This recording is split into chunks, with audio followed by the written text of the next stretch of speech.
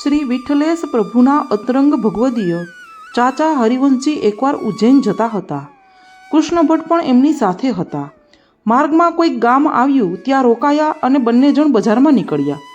એક દુકાન પાસેથી પસાર થતા હતા ત્યાં દુકાનદારે એમને ઓળખ્યા. એ એકદમ ઊભો થયો, બે હાથ જોડી ભગવત સ્મરણ કર્યા અને ઘણો આદરભાવ દર્શાવતા પોતાની દુકાનમાં બોલાવ્યા, આસન પર બેસાડ્યા. પછી તરત જ અંદર જઈને જળનો લોટો ભરી લાવ્યો અને ચાચાજીને આપ્યો. એનો ઘણો સ્નેહભાવ જોઈ પ્રસન્ન થયેલા ચાચાજીએ એ જળ પીધું. પોતાને તરસ નથી એમ જણાવી કૃષ્ણ ભટ્ટે જળ ન લીધું. શ્રી ગુસાઈજી સંબંધી થોડીક વાતો કરીને બંને જણ ત્યાંથી ઉઠ્યા અને આગળ ચાલ્યા.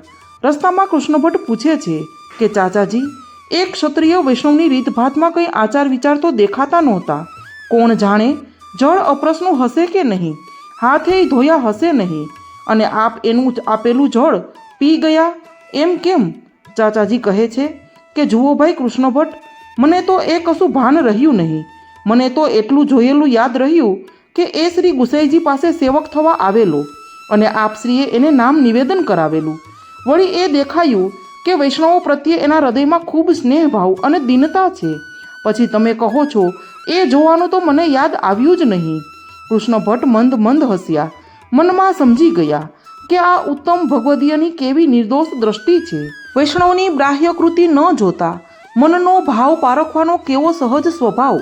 એનું નામ તો સાચો વૈષ્ણવ.